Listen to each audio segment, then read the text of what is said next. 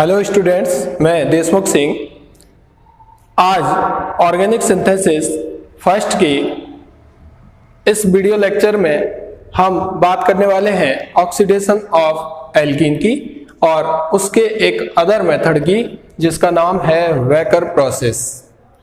Last videos में हमने oxidation of alkene के दो मेथड्स देख लिए थे। पहला मेथड हमने देखा था oxidation of alkene by epoxidation, जहां पर हमने पर एसिड के द्वारा एपॉक्साइड रिंग का भी फॉर्मेशन वहां पर किया था और ऑक्सीजन को इंसर्ट किया था अल्फा बीटा अनसैचुरेटेड जहां पर कंपाउंड्स थे वहां भी एपॉक्साइड बने थे। और दूसरा जो मेथड था oxidation of alkene by Lemieux reagent हमने देखा था, जहां पर हमने KMnO4 और NaIO4 के द्वारा पहले हमने सेंडाइऑल बनाया था और इस सेंडाइऑल से हमने प्रोडक्ट ऑब्टेन किए थे और प्रोडक्ट में हमने कार्बोनिल कंपाउंड ऑब्टेन किए थे। यदि कार्बोनिल कंपाउंड के रूप में एल्डिहाइड यदि हमारा बन रहा था तो वो एल्डिहाइड फर्दर KMnO4 की स्ट्रॉन्ग ऑक्सीडाइजिंग नेचर की वजह से एसिड में कन्वर्ट हो रहा था।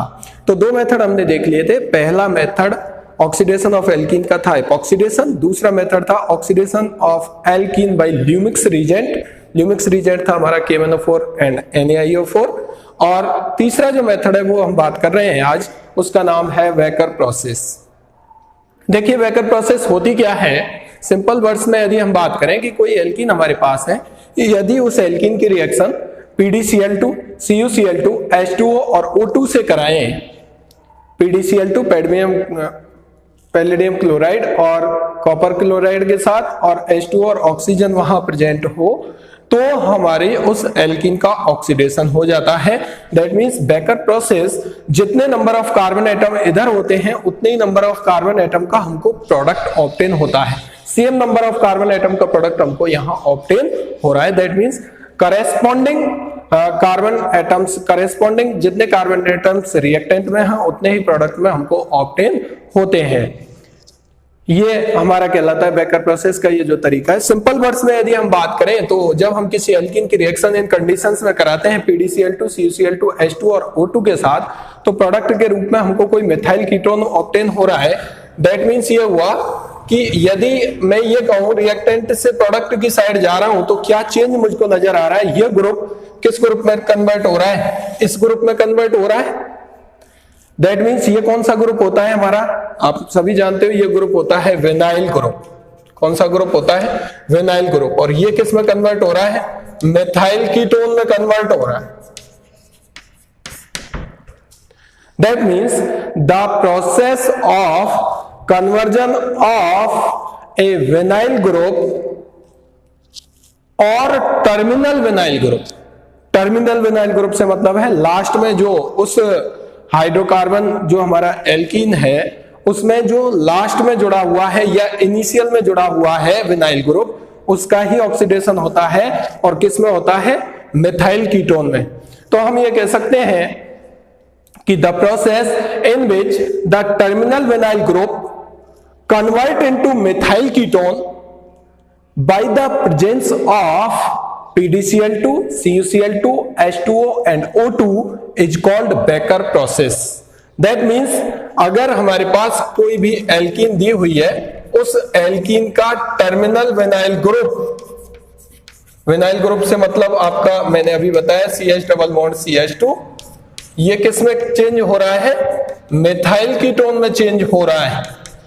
किसकी प्रेजेंस में हो रही है रिएक्शन, मैंने यहां लिखी है PDCl2, CuCl2 और H2O एंड O2, इनकी प्रेजेंस में यदि रिएक्शन हो रही है तो यही प्रोसेस हमारी बेकर प्रोसेस कहलाती है। Same number of carbon atom का प्रोडक्ट हमको यहां ऑब्टेन होता है। इसकी मैकेनिज्म कैसे होती है वो हम यहां बात कर रहे हैं। मैंने देखिए यहां पर कोई एसिमेट्रिक एल्कीन ली है, उसकी रिएक्शन इन कंडीशंस में कराइए, हमको प्रोडक्ट के रूप में एक कीटोन ऑब्टेन हो रहा है। ये हमारा बेकर प्रोसेस का एग्जांपल है। मैकेनिज्म किस तरीके से होती है, हम इस मैकेनिज्म को बोलते हैं रिसाइक्लाइजेशन। रिसाइक्लाइजेशन से मतलब यह है कि जो PDCl2 है और CuCl2 है वो आपस में रिसाइकल होते रहते हैं। रिसाइकल होने से मतलब यह है कि PDCl2 कन्वर्ट होता है PD0 में, फिर CuCl2 कन्वर्ट होता है CuCl में, वापस से CuCl2 उसको ऑक्सीडाइज कर देता है किसमें, PD0 को ऑक्सीडाइज कर देता है किसमें, PDCl2 में। देखिए मैकेनिज्म की जब हम बात कर रहे हैं तो मैकेनिज्म में मैंने एक वर्ड काम में लिया है रिसाइक्लाइजेशन। रिसाइक्लाइजेशन से मतलब यह है कि यहाँ पर PDCl2 और CuCl2 डिकम्पोज हो जाते हैं और वापस से फॉर्म भी हो जाते हैं। तो देखिए वो किस तरीके से यहाँ पर बन रहे हैं। इसकी मैकेनिज्म के 3 स्टेप होते हैं। पहले स्टेप में ये कोई एल्कीन जिसमें टर्मिनल विनाइल ग्रुप प्रेजेंट है वो आपने ली, उसकी रिएक्शन पहले स्टेप में किसके साथ होती है, PDCl2 और H2O के साथ रिएक्शन होती है। ठीक है, जब रिएक्शन होती है तो हमको प्रोडक्ट के रूप में ये मिलता है। साथ में PD किस में चला जाता है, 2HCl, यहां से ये बाहर निकल जाते हैं 2HCl, और PD जो +2 ऑक्सीडेशन स्टेट में था वो यहां से किस में चला जाता है, PD0 में। दैट मींस इसका रिडक्शन हो जाता है। यहां पर यदि हम देखें और यहां से 2HCl हमको बाहर मिल जाता है। ठीक है, पहला स्टेप होता है कि कोई भी जो एल्कीन हमारे पास है उसकी रिएक्शन PDCl2 और H2O के साथ जब होती है तो हमको मिथाइल कीटोन वाला प्रोडक्ट ऑब्टेन हो जाता है। साथ में PD0 ऑक्सीडेशन स्टेट में चला जाता है, +2 से 0 में कन्वर्ट हो गया, यहाँ +2 था यहाँ 0 है और 2HCl हमको बन जाता है। अब देखिए नेक्स्ट स्टेप में क्या होता है, ये जो PD0 बना है, 0 ऑक्सीडेशन स्टेट को यहाँ इसकी को शो कर रहा है, वो किसके साथ, PDCl2 रिएक्ट कर चुका, अब क्रिया करेगा CuCl2 के साथ क्रिया करता है, तो ये इसको रिसाइकिल करता है। दैट मींस दोबारा से ये इसे किस में कन्वर्ट कर देता है, PD0 को किस में ले आता है, PD+2 में।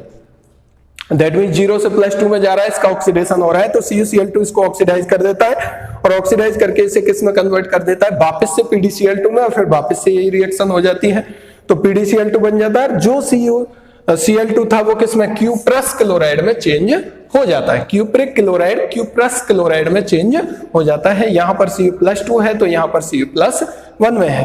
अब यहां थर्ड स्टेप में जो क्यूप्रस क्लोराइड है वो किसके साथ रिएक्शन करेगा, इस स्टेप में बना हुआ HCl, और यहां पर जो हम काम में ले रहे हैं ऑक्सीजन, उन दोनों के साथ रिएक्शन करता है, क्योंकि PDCl2 पहले रिएक्ट कर चुका है, यहां पर वापस बन चुका है सेकंड स्टेप में, CuCl2 दूसरे स्टेप में रिएक्ट कर चुका है और H2O पहले स्टेप में रिएक्ट कर चुका है। अब कौन बचा, ऑक्सीजन, तो ऑक्सीजन यहां पर रिएक्ट करता है किसके साथ, पहले स्टेप में बने हुए HCl और क्यूप्रस क्लोराइड के साथ। तो हमको प्रोडक्ट के रूप में यहां से आपको कितने मिलते हैं, यहां से आपको क्यूप्रिक क्लोराइड वापस से मिल जाता है, CuCl2 वापस से मिल जाता है और H2O आपका यहां से बन जाता है। एक जो ऑक्सीजन है वो यहां से 2 हाइड्रोजन 2 क्लोरीन इसके साथ जुड़ जाते हैं, तो ये बन जाता है 2 हाइड्रोजन और एक ऑक्सीजन H2O बना देगा, और 2 क्लोरीन और यहां पर ऐड हो जाते हैं, तो ये क्यूप्रस क्लोराइड से वापस से क्यूप्रिक क्लोराइड में चेंज हो जाता है। तो ये 3 स्टेप में रिएक्शन होती है। पहले स्टेप में एल्कीन के साथ PDCl2 और H2O की रिएक्शन करके मिथाइल कीटोन डेरिवेटिव कंपाउंड बना देते हैं, PD0 ऑक्सीडेशन स्टेट में चला जाता है, HCl बनता है। दूसरे स्टेप में PD0 जो ऑक्सीडेशन स्टेट में गया है वो CuCl2 के साथ रिएक्ट करके वापस से PDCl2 में कन्वर्ट हो जाता है, क्यूप्रस क्लोराइड बनता है। तीसरे स्टेप में क्यूप्रस क्लोराइड वापस से क्यूप्रिक क्लोराइड में कन्वर्ट होता है और इसके कन्वर्जन में क्यूप्रस क्लोराइड की रिएक्शन HCl और O2 के साथ होती है, तो हमको प्रोडक्ट के रूप में वापस से, मतलब PDCl2 काम आया, PD0 में कन्वर्ट हुआ, वापस से PDCl2 बन गया, CuCl2 that means cuprous chloride cupric chloride में कन्वर्ट हुआ, वापस से क्यूप्रिक क्लोराइड बन चुका, क्यूप्रिक क्लोराइड क्यूप्रस क्लोराइड में कन्वर्ट हुआ और वापस से क्यूप्रिक क्लोराइड बन चुका है। अब हम इन तीनों ही जो स्टेप है उन तीनों को सम करके नेट रिएक्शन देखते हैं। नेट रिएक्शन वास्तव में जो हमने यहां पर रिएक्शन लिखी है वो सही है या नहीं है, तो देखिए नेट रिएक्शन हमारी निकल के आती है RCH+CH2 plus half O2 equal to RCOCH3। वो कैसे निकली है वो आप देखेंगे। तो एक तरफ आप तीनों जो आपके स्टेप हैं इन तीनों के रिएक्टेंट्स को रख लें, दूसरी तरफ तीनों ही स्टेप्स के प्रोडक्ट को रख लें, जिससे जो कैंसिल हो रहा है उसे कैंसिल आउट कर दें। जैसे PD0 से PD0 कैंसिल हो रहा है, एक तरफ रिएक्टेंट की साइड है, दूसरी तरफ प्रोडक्ट की साइड है। CuCl2 से CuCl2 2 मोल कैंसिल आउट हो रहे हैं, 2 HCl से 2 HCl कैंसिल आउट हो रहे हैं, हाफ O2 यहां बचा हुआ है, RCH+CH2 PDCl2 से PDCl2 कैंसिल आउट हो रहा है, H2O से H2O कैंसिल हो रहा है। अब क्या क्या बचा, जो भी राशियां जो भी केमिकल कंपाउंड्स यहां पर काम में आ रहे थे, रिजेंट्स एक तरफ रिएक्टेंट के थे, दूसरी तरफ प्रोडक्ट के थे, रिएक्टेंट वालों को प्रोडक्ट वालों से कैंसिल आउट हम कर सकते हैं, नेट रिएक्शन हम यहां निकाल सकते हैं। तो देखिए पहले स्टेप में ये बचा RCH+CH2 और कुछ नहीं बचा, प्रोडक्ट में ये बचा वो हमने लिख लिया। दूसरे स्टेप में आपका 2CuCl से 2CuCl कट चुका है। दूसरे स्टेप में आपका बचा है, तीसरे स्टेप में आपका बचा है, दूसरा स्टेप पूरी तरीके से कैंसिल आउट हो चुका है। तीसरे स्टेप में बचा है हाफ O2 हमने लिख दिया और प्रोडक्ट के रूप में हमने ये लिख दिया। तो देखिए यहां से क्या हुआ है, कोई भी एल्कीन जब इन कंडीशंस में ऑक्सीडाइज की जाती है जिसे हम बोलते हैं वेकर प्रोसेस, तो उसका टर्मिनल जो विनाइल ग्रुप होता है वो मिथाइल कीटोन में कन्वर्ट हो जाता है। किस तरीके से मैकेनिज्म होती है, वहां पर रिसाइक्लाइजेशन क्यों कहा है मैंने इसलिए कहा है कि जो हमारा पैलेडियम क्लोराइड था PdCl2 था और क्यूप्रिक क्लोराइड था, वो वापस पहले कन्वर्ट होते हैं अदर में और फिर वापस से वो बन जाते हैं, फॉर्म हो जाते हैं। इसलिए हमने इस प्रोसेस को कहा है रिसाइक्लाइजेशन ऑफ PdCl2 एंड CuCl2। अब हम बात करें इसके एग्जांपल्स की, तो देखिए इसके एग्जांपल्स के रूप में हम क्या क्या काम में ले सकते हैं। फॉर एग्जांपल मैंने लिखा यहाँ कोई एग्जांपल कि ये कोई एल्कीन आपको दी हुई है ये, और एरो पर लिख दिया आपने PdCl2 CuCl2, कोई भी एल्कीन आप ले सकते हो, टर्मिनल विनाइल ग्रुप उसमें होना चाहिए, आपको दिख रहा है। सीधा तरीका मैंने आपको बताया है। इस ग्रुप को किस में कन्वर्ट करना है, COCH3 में। That means convert vinyl group CH double bond CH2 into COCH3। इसके साथ जो भी लगा हुआ होगा वो इसके साथ यहां लगा देना है। तो यहां पर यदि ये रिएक्टेंट है और वेकर प्रोसेस हम करा रहे हैं, क्योंकि वेकर प्रोसेस के लिए जो हमें रिजल्ट्स चाहिए, कंडीशंस चाहिए वो ये है, तो हमारा प्रोडक्ट आसानी से आप निकाल सकते हो CH3 CH2 COCH3। ठीक है। फॉर एग्जांपल आपको कोई साइक्लिक कंपाउंड दे दिया, मैं यहां लिखता हूं कि मान लीजिए आपको ये साइक्लिक कंपाउंड कोई इस तरीके का ब्रिज हेड जिसमें है नॉर्बोरेनिल टाइप का कंपाउंड यहां पर दे दिया और यहां लिख दिया आपको PdCl2 CuCl2 H2O और O2। ठीक है, तो आपको यहां दिखाई दे रहा है, आपको कुछ भी नहीं करना है क्योंकि आपको यहां विनाइल ग्रुप दिखाई दे रहा है। इस विनाइल ग्रुप को मिथाइल कीटोन में कन्वर्ट कर देना है, तो आपका प्रोडक्ट आपके पास इस तरीके से निकल के आ जाएगा यहां से, और ये रहा COCH3, ये आपका प्रोडक्ट होगा। तो इस तरीके से आप डिफरेंट एग्जांपल्स करते हो। हाँ, जो वेकर प्रोसेस है उसका एक, मान लीजिए किसी ऐसा रिएक्टेंट आपके पास है जहां पर नंबर ऑफ डबल बॉन्ड उस रिएक्टेंट में एक से ज्यादा है, और मान लीजिए उस रिएक्टेंट में कई इलेक्ट्रॉन विथड्रॉइंग ग्रुप जुड़े हुए हैं, तो इलेक्ट्रॉन विथड्रॉइंग ग्रुप जो होंगे वो इलेक्ट्रॉन डेंसिटी को अपनी ओर खींचेंगे, जिससे इस रिएक्शन का जो रेट है वो डिक्रीज होता है। दैट मींस यदि मैं कोई एग्जांपल लेता हूं और एग्जांपल यहां से दिखाता हूं तो देख सकते हैं आप, यहां पर मैंने एक एग्जांपल लिखा है। इस एग्जांपल में आप देख पा रहे होंगे कि दो डबल बॉन्ड यहां पर प्रेजेंट है। मैंने पहले ही आपको बताया कि हम टर्मिनल डबल बॉन्ड की बात करेंगे,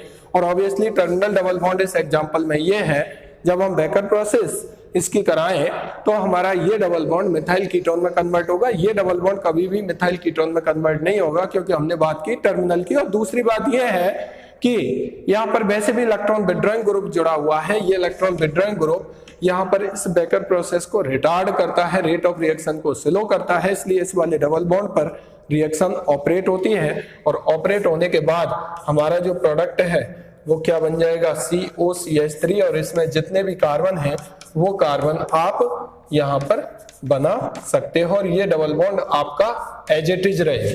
ठीक है, ये वाला जो है वो बॉन्ड यहां से डबल बॉन्ड O और CH3 1 2 3, ठीक है, यहां से प्रोडक्ट ऑब्टेन हो सकता है। तो आप देख सकते हैं कि टर्मिनल से मतलब ये नहीं है कि लास्ट में ही होना चाहिए, शुरू में भी इनिशियल वो हो सकता है। उस डबल बॉन्ड को आपको कन्वर्ट करना है किसमें, मिथाइल कीटोन में। किस तरीके से कन्वर्ट हो रहा है मैंने आपको यहाँ पर इसकी मैकेनिज्म के स्टेप बताए, और नेट रिएक्शन मैंने आपको लिख करके बताई। कोई साइक्लिक कंपाउंड आपको दिया हुआ है तो भी आप इजी गोइंग वहां से विनाइल ग्रुप को छांटते हुए निकालते हुए उसको इजी गोइंग ऑक्सीडाइज करा सकते हैं। ये है हमारी बेकर प्रोसेस।